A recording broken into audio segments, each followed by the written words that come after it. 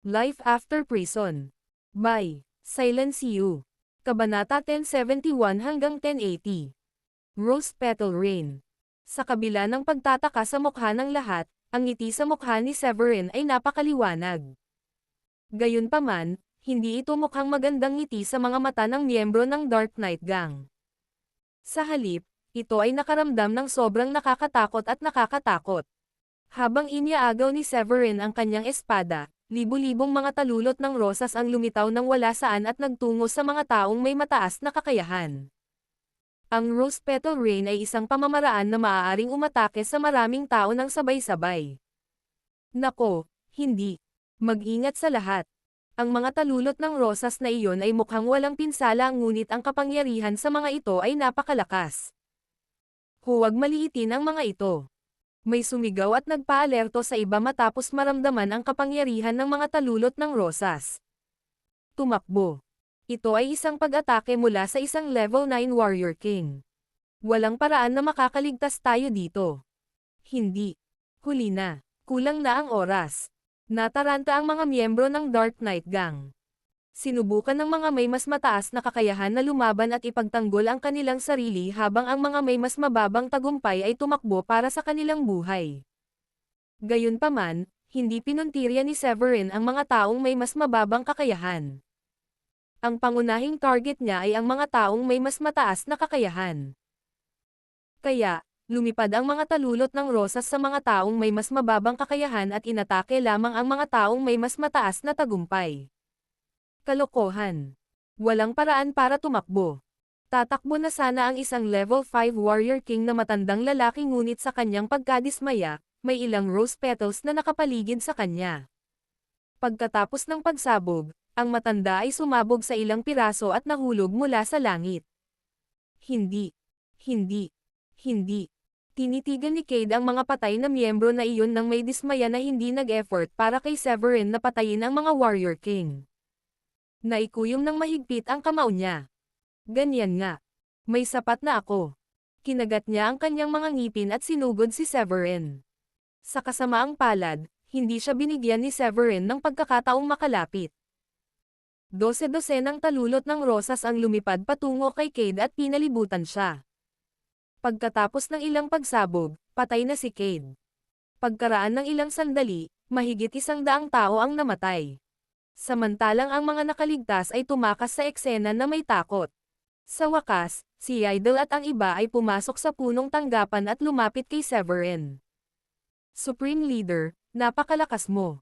Ikaw lang ang nakatalo sa hindi mabilang na mga kalaban.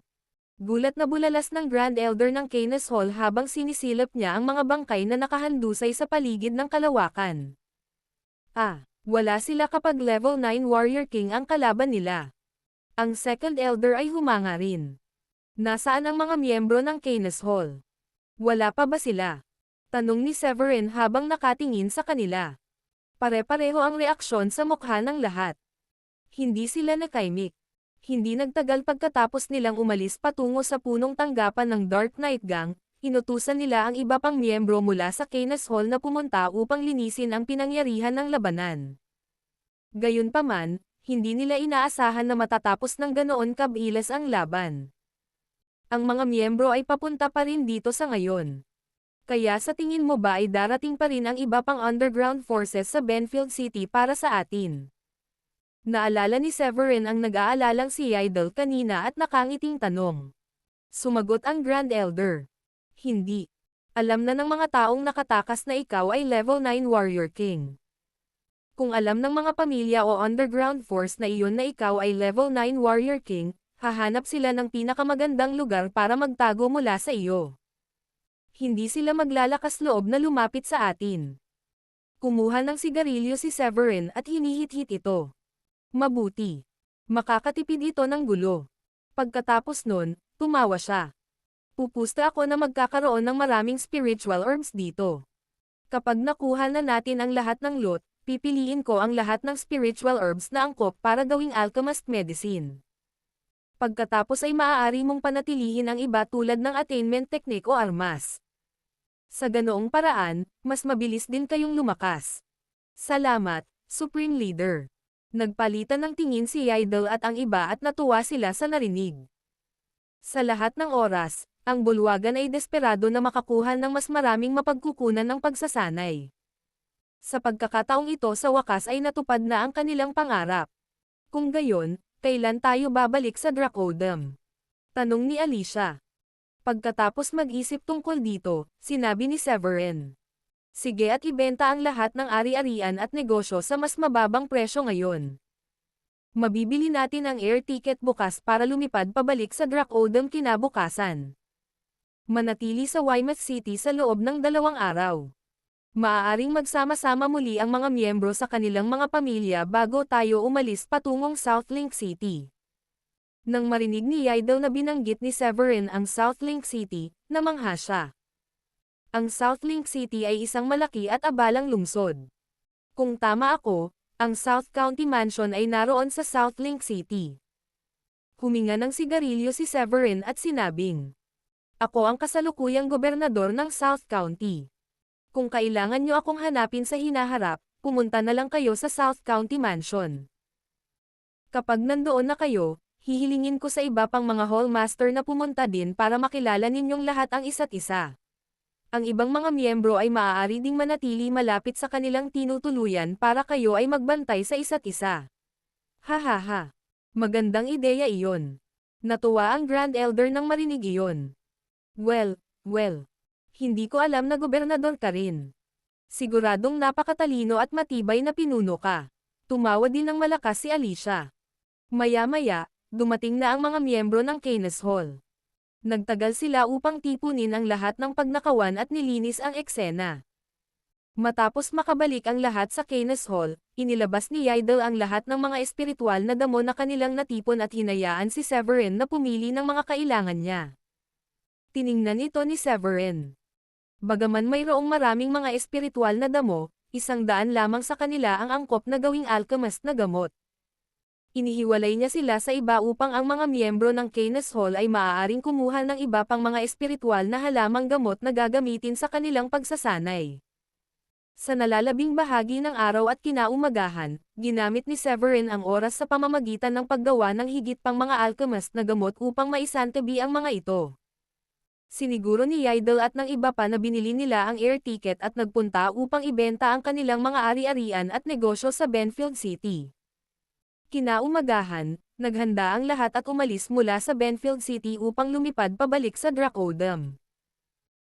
Ang iba pang puwersa sa ilalim ng lupa sa Benfield City ay hindi nang ahas na gumawa ng anumang salungat na ingay lalo na dahil alam nilang ang taong Samira at pumatay sa karamihan ng mga miyembro ng Dark Knight Gang ay isang level 9 Warrior King. Hindi rin sila naglakas loob na saktan si Severin kahit alam nilang taga Dracodem ito. Nang malaman nilang umalis na si Severin sa Benfield City kasama ang bawat miyembro ng Keynes Hall, sila ay napanatag at masaya na wala na sila. Maligayang pagbabalik. Naghihintay si Chelsea sa airport para bumalik si Severin mula sa Benfield City. Nang makita niya silang naglalakad palabas ng arrival hall, nakangiti siyang lumapit sa kanila. Nakangiting sagot ni Severin. Maraming tao ang lumilipad sa susunod na flight at sa susunod na flight. Chelsea, mangyaring dalhin kami sa villa na inihanda ng tatay mo para sa amin. Kapag nandoon kami, maaari naming ibahagi ang aming lokasyon sa iba. Tumango si Chelsea. Walang problema. Naghanda ako ng mahigit 20 sasakyan na may mga driver para lang ipadala kayong lahat sa villa. Pagkaraan ng ilang sandali, dumating si Severin at ang iba pa sa isang villa sa Weymouth City. Dati ito ay kabilang sa Mount Blade Gang ngunit ngayon ay kay Severin matapos sirain ni Severin ang gang. Ngayon ay inilaan ni Severin ang villa upang maging pansamantalang tirahan ng mga miyembro ng Keynes Hall. Nang huminto ang sasakyan sa pintuan, natuklasan ni Severin na naghihintay sa kanya sina Richard at Mayor Hamish. Severin, napakataas ng antas ng iyong kahusayan. Inabot ka lang ng ilang araw upang mahanap at maibalik ang mga taong ito. Papuri ni Mayor Hamish nang makita niyang ibinabalik ni Severin ang mga taong iyon.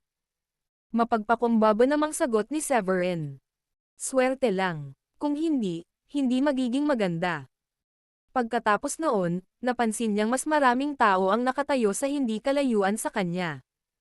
Kumunat ang noo niya at nagtanong. Mayor Hamish, sino ang mga taong iyon? Humalaklak si Mayor Hamish. Ha. Pamilya at kaibigan sila ng mga miyembro ng Keynes Hall. Alam nilang babalik ang mga miyembro ngayon kaya tinanong ko kung gusto nilang pumunta dito para maghintay ngayon. Sa ganoong paraan, maaari nilang makilala ang mga miyembro sa lalong madaling panahon. Pagkatapos noon, tumanggo si Severin bilang pagsang-ayon. Mayor Hamish, mayroon kang mabait na kaluluwa. Ha.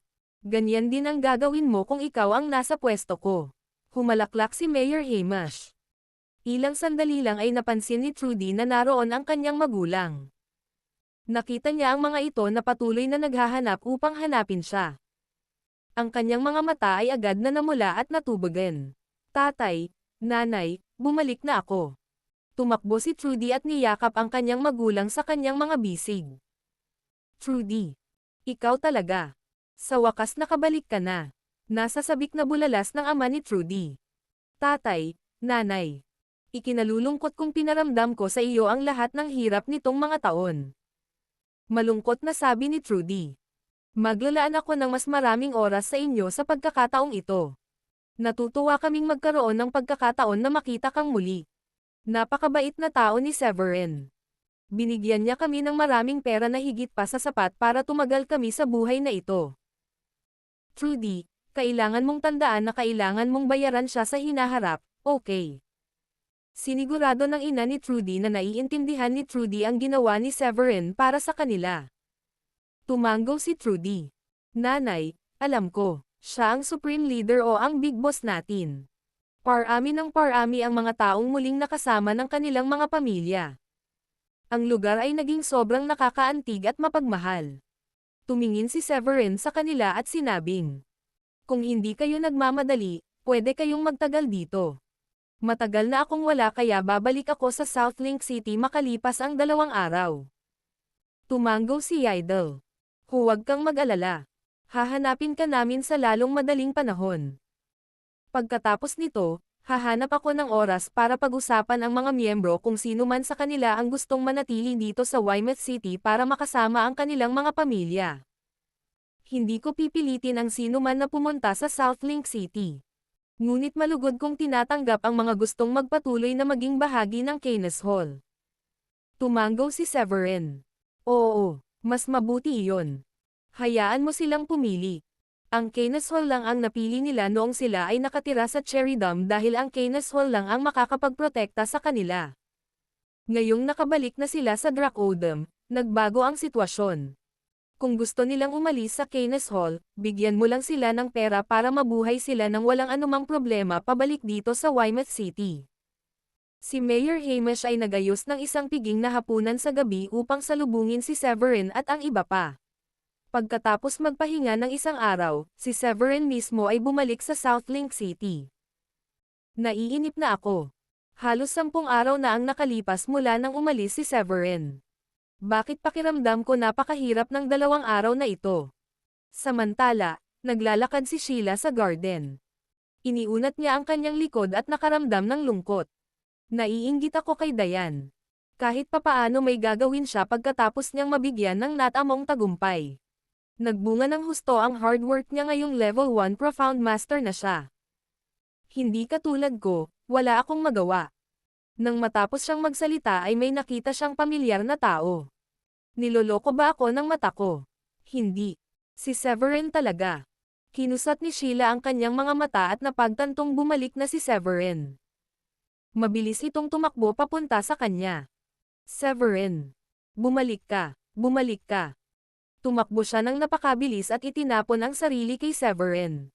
Ibinuka ni Severin ang mga braso niya at hinayaan siyang yakapin ng mahigpit ni Sheila. Nakakataba ng puso na may naghihintay sa kanyang pagbabalik. Tanong ni Severin. Sheila, ilang araw lang akong wala. Kailangan mo bang maging sobrang nasa sabik na makita ulit ako? Nahihiyang tumingin si Sheila. Pero sobrang saya ko talaga na makita kang bumalik. Hindi mo ba alam kung gaano kita kamiss? Si Diane ay naging abala sa pagsasanay ng attainment technique na ibinigay mo sa kanya. Isa na siyang Profound Master. Wala pa akong regalo para magsanay kaya sobrang inip na ako sa mga araw na ito. Nagulat si Severin sa narinig. Ano? Sinasabi mo bang si Dayan ay isang Profound Master na ngayon? Mahusay iyan.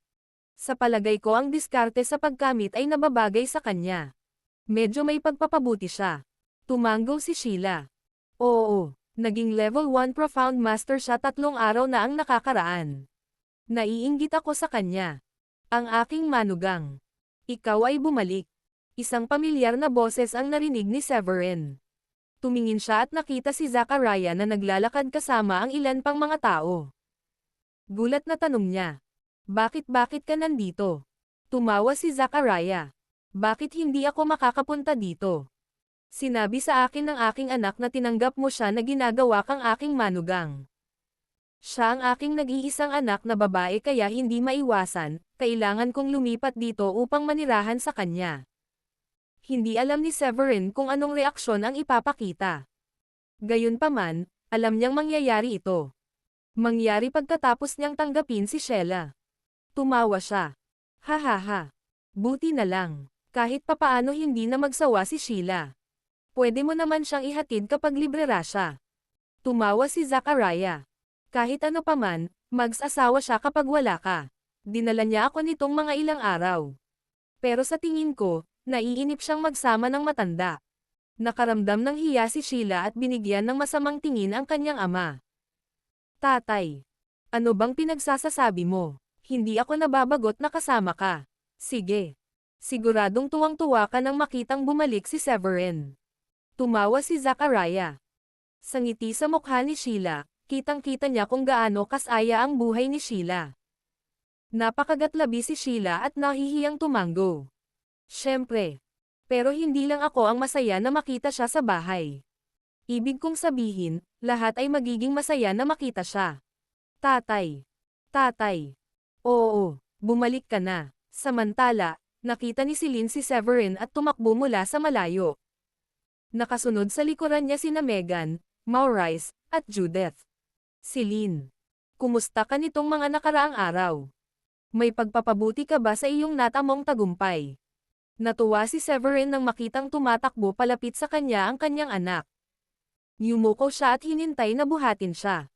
Humajijek si Celine. Tatay, ginawa ko. Sinabi ni Lily at ng iba pa na ang level ng lakas ko ay katumbas ng level 6 Grandmaster. Napahinto siya sa pag-iisip bago nagpatuloy sa pagsasalita. At nagsimula na akong mag-aral ng mga diskarte sa alchemy. Gumagamit ng espiritual na enerhiya upang mabuo at mapangalagaan ang aking katawan upang mas mabilis kong mapataas ang aking natamong tagumpay. Masayang tumanggo si Severin. Gayunpaman, hindi niya nakalimutang paalalahanan si Celine. Mabuti iyan. Ngunit kailangan mong tiyakin na nakakakuha ka ng sapat na pahinga. At kailangan mong ipagpatuloy ang pagsasanay sa martial art araw-araw upang masanay ka sa bagong lakas sa iyong katawan at magamit mo ang mga espiritual na enerhiyang iyon na nagmumula sa lakas upang mapangalagaan ang bawat bahagi ng iyong katawan. Si Celine ay may pares ng bilog at magagandang mata. Pinakinggan niyang mabuti ang sinabi ni Severin at seryosong tumanggo. Huwag kang mag-alala, tatay. Gagawin ko ang sinabi mo. Alam kong napakalakas mo at balang araw, magiging katulad mo rin ako. Hinaplos ni Severin ang kanyang ulo ng may pagmamahal at sinabing, naniniwala akong magagawa mo ito. Kamusta ang biyahe mo, Severin? Nahanap mo na ba ang Keynes Hall? Akala ko magtatagal ka lang ng ilang araw. Hindi namin inaasahan na aalis ka ng ganito katagal. Tanong ni Megan. Sa pagkakataong iyon, narating ni Megan at ng iba pa ang kinaroroonan ni Severin. Nakangiting sagot ni Severin. Totoo na kakailanganin ko lang ng ilang araw kung nasa Weymouth City pa ang Keynes Hall. Pero may nangyari at hinabol sila ng isa pang underground force 2 taon na ang nakakaraan. Wala silang pagpipilian kundi lumipat sa Cherry Dome. Kaya naman pumunta ako sa Cherry Dome para hanapin sila. Ano? Hindi mo sinabi sa amin na pumunta ka sa Cherry Dome. Mukhang malungkot si Megan. Kung alam kong pupunta ka doon, hihilingin kong isama mo ako. Noon ko pa iniisip ang paglalakbay. Sigurado akong magiging napakasaya nito. Napangiti ng walang magawa si Severin. Sa tingin mo ba nandoon ako para magsaya? Nandoon ako para sa negosyo at babalik ako kaagad pagkatapos ng aking gawain. Tanong ni Maurice. Hoy, Severin, nasaan ang mga taga Keynes Hall? Sumama ba sila sa iyo? Isang ngiti ang ibinigay ni Severin sa kanyang ama. Tatay, huwag kang mag-alala, lahat sila bumalik. Pero binalik ko sila sa Weymouth City upang muling makasama ang kanilang mga pamilya. Malamang 2 araw na lang sila darating dito. Tumango si Maurice. Ang galing. Master. Bumalik ka na. Sa pagkakataong iyon, dumating ang 6 na magagandang bodyguard kung saan naroon si Severin at ang iba pa. Tuwang-tuwa silang lahat nang makitang bumalik si Severin. Siniyasat ni Severin ang kanilang mga natamo tagumpay at kasiya siyang tumango.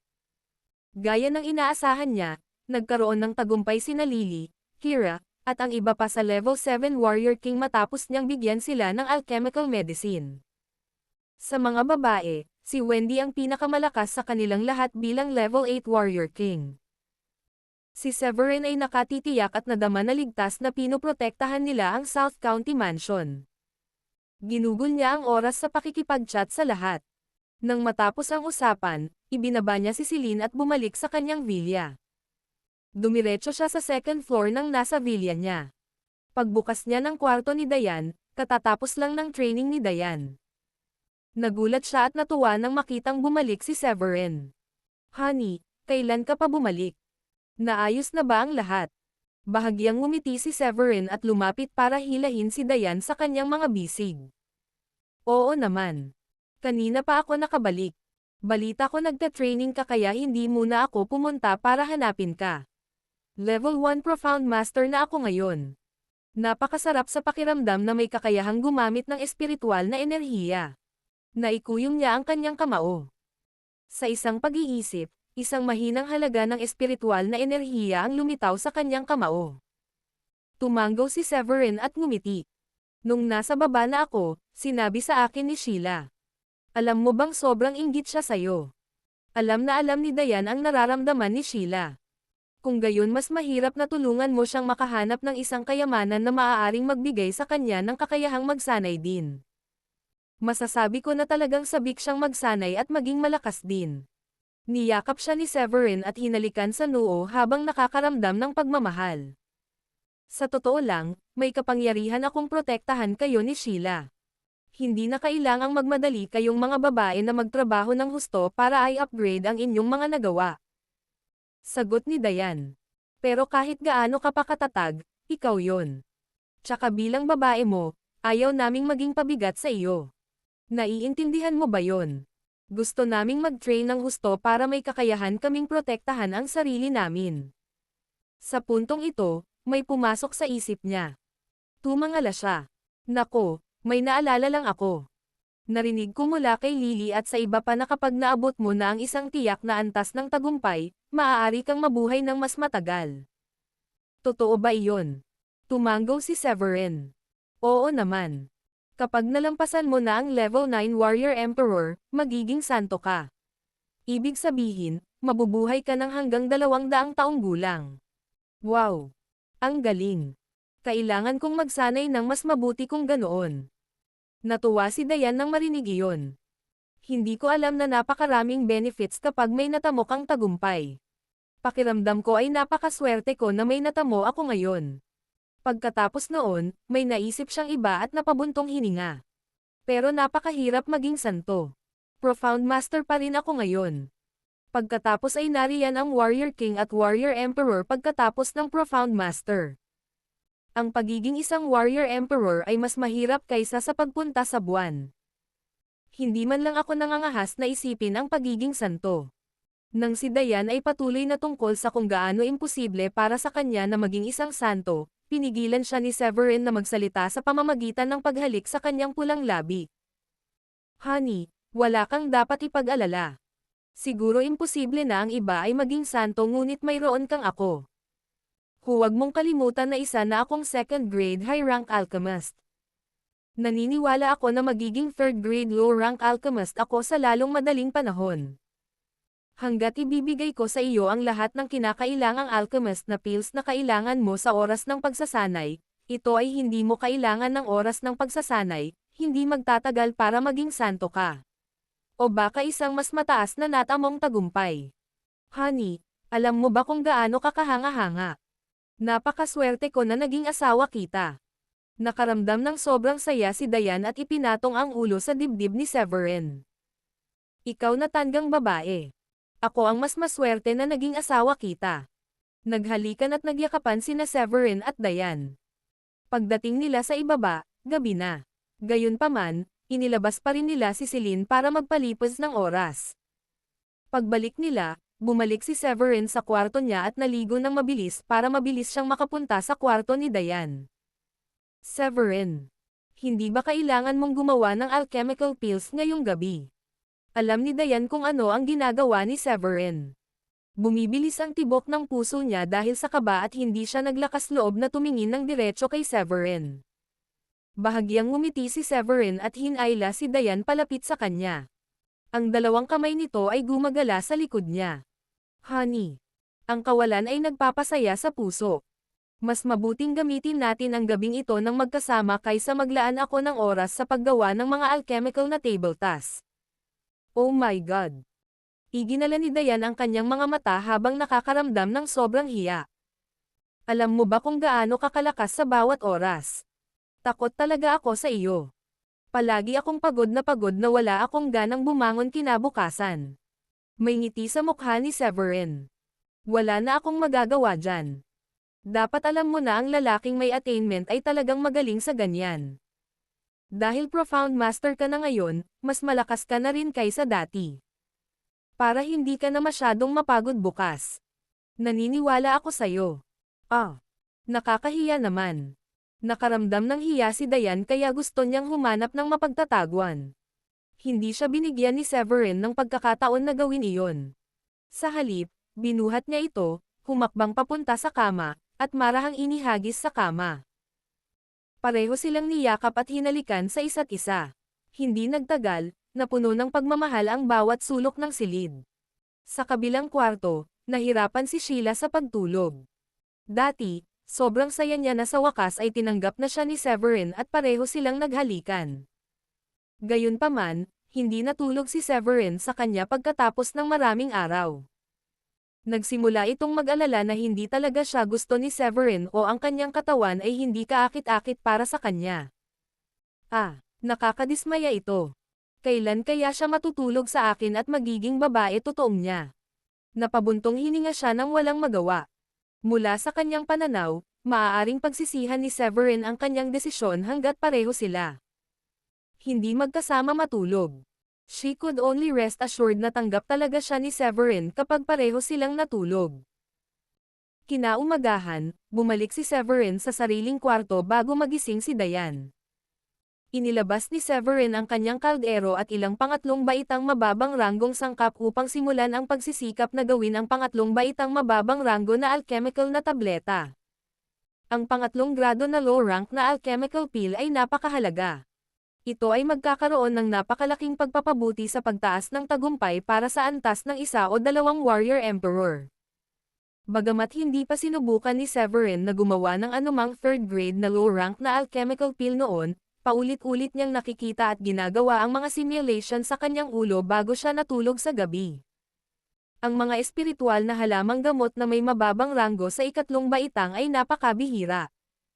Kaya, iyon ang dahilan kung bakit hindi nang ahas si Severin na subukan ng walang magandang plano. Mawawasak nito ang kanyang puso sa bawat nabigong pagtatangka. Sa katunayan, wala siyang maraming sangkap sa kanyang kamay. Mahigit 100 set lamang ng mga sangkap ang magagamit at ang mga iyon ay ibinigay sa kanya mula sa Woolrich. Pagkatapos niyang ilabas ang mga sangkap, muli niyang binasa ang alchemical recipe bago siya tuluyang napabuntong hininga at siniguro na gamitin ang kanyang buong atensyon upang subukang gawin ang pangatlong grado na low rank na alchemical pill sa unang pagkakataon. Sa katunayan, hindi lamang ang sangkap ay mas mahalaga kaysa sa pangalawang grado na mataas na ranggo na alchemical pill, ang pangunahing sangkap ay mas malakas din. Kaya, nangangailangan ito ng mahusay na kontrol sa apoy. Ang proseso ng alchemy ay nagsimula lamang ng ilang minuto at ito ay sumabog. Ang mga sangkap para sa unang pagtatangka ay nasayang. Dahan-dahan lang. Kailangan ko lang gawin ang lahat. Bagamat nalungkot siya sa pag-aaksaya ng mga sangkap, inipon niya ang kanyang isip at sinigurado na muli siyang kumpiyansa. Kumuha siya ng isa pang hanay ng mga sangkap at sinimulan ang pangalawang pagtatangka. Pagsapit ng tanghali, nakagamit na si Severin ng 7 hanay ng mga sangkap ngunit wala sa mga ito ang nagtagumpay. Nasayang ang lahat ng sangkap na iyon. At least hindi ako nahihirapan sa pag-extract ng essence ng spiritual herb. Walang problema sa extraction process at lahat ng essence ay napakadalisay. Ituloy ulit natin sa gabi. Iniimbak niya ang kaldero. Bagamat hindi siya nagtagumpay, masaya pa rin siya na gumawa siya ng mga pagpapabuti. Higit sa lahat dahil alam niya kung gaano kahirap maging isang third-grade low-rank alchemist. Kung ito ay madali, kung gayon ang mundo ay magkakaroon ng higit pang mga third-grade na mababang ranggo na alchemist. Dahil tanghalian na, bumaba siya para kumain ng tanghalian at nagpahinga ng ilang oras. Noong gabing-gabi na, sinigurado niyang nasa tamang kalagayan siya bago bumalik sa kwarto para simulan muli ang paggawa ng alchemical pill. Matapos ang ilang mga nabigong pagtatangka, talagang naawa si Severin sa mga sangkap na iyon. Pagsapit ng gabi, mahigit 10 hanay ng sangkap ang nasayang niya. Gayunpaman, may ngiti sa mukha ni Severin. Sa huling pagtatangka, napagtanto niyang napakalapit na niya sa tagumpay. Pagkatapos ng 2 pagtatangka, biglang nagtaas ng kamay si Severin. Isang maliit na alchemical pill ang lumipad at dumaan sa harap ng kanyang mukha. Ha ha ha! Nagawa ko na! Nagawa ko na! Namumula ang mga mata ni Severin habang kapana-panabik na nakatingin sa alchemical pill sa harap nito. Sa wakas ay matagumpay siyang nakagawa ng isang third-grade low-rank alchemical pill. Habang nakatitig si Severin sa alchemical pill sa kanyang harapan, natuwa siya na namula ang kanyang mga mata. Ito ay isang third-grade low-rank alchemical pill. Napakakahulugang sandali para sa kanya. Sa sandaling ito, siya ay naging isang third-grade low-rank alchemist. Makalipas ang ilang minuto, siniyasat niya ang alchemical pill. Halatang hindi maganda ang kalidad ngunit hindi iyon nakaapekto sa kanyang pakiramdam na masaya at nasa sabik. Pagkatapos niyang ilagay ang lahat, gumugol siya ng ilang minuto para pakalmayan ang sarili. Sa sandaling siya ay kalmado, siya ay mabilis na kinuha ang pagkakataon na subukan muli. Gayunpaman, ang kanyang rate ng tagumpay ay napakababa pa rin. Nakagawa lang siya ng isang alchemical pill sa 5 pagtatangka. Oo. Sa wakas ay makakapagpahinga na ako ngayong mayroon na akong 2 third-grade low-rank alchemical pills. Napangiti si Severin at nagpa siya na magpahinga para sa gabi. Pagkatapos niyang ilagay ang kanyang kaldero, hinanap niya ang kanyang pijama at nagtungo sa kanyang shower. Nang matapos siyang mag-shower ay nag-isip muna siya bago siya nagpas siyang pumunta sa kwarto ni Sheila. Marahan siyang kumatok sa pinto. Narinig ito ni Sheila at lumapit sa pinto. Severin, hinahanap mo ba ako? Mabilis na bumilis ang tibok ng puso ni Sheila nang makita niya si Severin na nakatayo sa pintuan. Kinabahan siya. Bagaman inaabangan niya ang araw na ito, hindi niya akalain na darating si Severin para hanapin siya sa ganitong oras. Ngumiti si Severin, pumasok sa loob, at nilock ang pinto. Tandang babae. Gusto kong matulog at yakapin ka ngayong gabi, okay lang ba?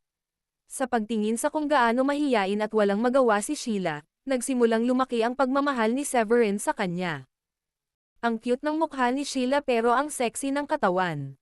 Hindi sapat ang haba ng kanyang pantulog na gown para matakpan ang kanyang mahaba at makatarungang mga binti.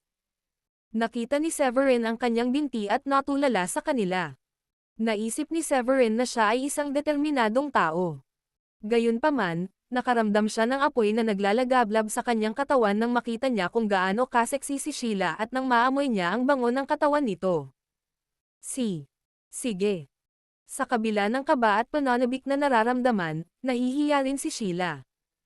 Kinagat niya ang kanyang mapupulang labi, naglakad patungo sa kanyang kama, at humiga. Lumakad din si Severin sa kama, humiga sa tabi ni Sheila, at niyakap siya ng isang braso. Nang halikan ni Severin ang katawan ni Sheila, hindi niya napigilan at napaungol. Nanginginig ang katawan niya. Mangyaring maging banayad sa akin. Hindi ko pa ito nagawa noon at natatakot ako. Nag-aalalang sabi ni Sheila na nakakuyom ng mahigpit ang kamao. Huwag kang mag-alala. Ipinapangako kong magiging banayad ako. Ngumiti si Severin at muli siyang hinalikan. Ang liwanag ng buwan ay sumikat sa bintana. Ito ang gabing totoong naging babae ni Sheila si Severin.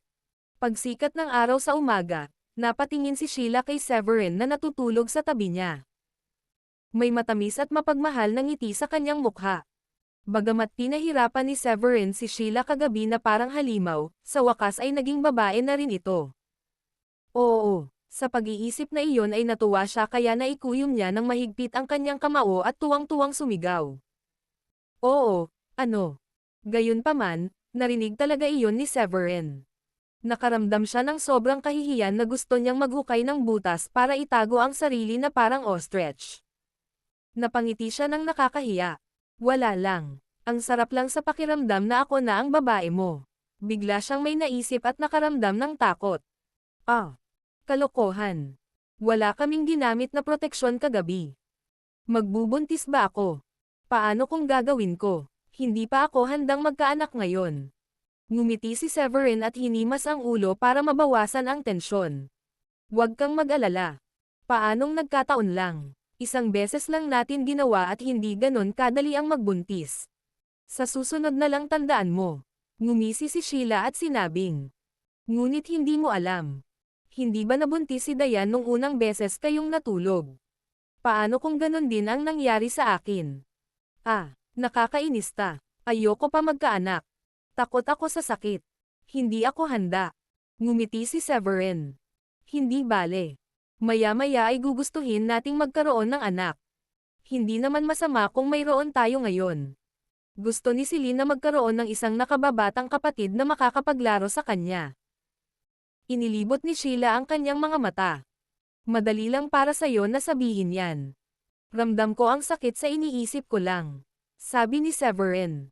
Sayang, hindi ka pa Profound Master. Madali lang kung ayaw mo ng mga bata kapag Profound Master ka na. Kumunot ang noo ni Sheila at nagtatakang tumingin kay Severin. Ano ang ibig mong sabihin dyan? Sinasabi mo ba kung ako ay isang Profound Master, maaari kong kontrolin ang aking pagbubuntis? Paliwanag ni Severin. Siyempre. Maraming tao na may mga nakakamit ay hindi nagmamadaling magkaroon ng mga anak. Iniisip nila na ang pagkakaroon ng mga anak ay isang pabigat sa kanila. Kaya't ang mga babaeng ayaw magbuntis ay gagamitin ang kanilang espiritual na lakas para paalisin ito sa kanilang katawan sa tuwing gagawin nila ito. Bamuka ang bibig ni Sheila matapos marinig ang nakakagulat na impormasyon. Hindi niya alam na kayang gawin iyon ng isang Profound Master. Siguradong bago ito sa kanya. Wala akong pakialam. Kung hindi ako Profound Master o kapag nag-o-ovulate ako, hindi mo ako mahawakan. Sabi ni Sheila kay Severin pagkatapos mag-isip tungkol dito. Hindi nakaimik si Severin dahil hindi niya alam na ganoon pala talaga ang takot ni Sheila na magkaroon ng anak. Oh, tapos kapag ligtas na, kailangan mong sabihin sa akin. Ngumiti si Severin at nagpatuloy sa pagyakap at paghalik kay Sheila. Nakakainis ka. Nakaramdam ng hiya si Sheila at lumingon kaya hindi na niya kailangan pang tingnan si Severin. Severin, may naghahanap sa iyo. Sa hindi inaasahang pagkakataon, narinig niyang tinawag siya ni Megan mula sa ibaba. Mabilis siyang bumangon, nagbihis, at bumaba.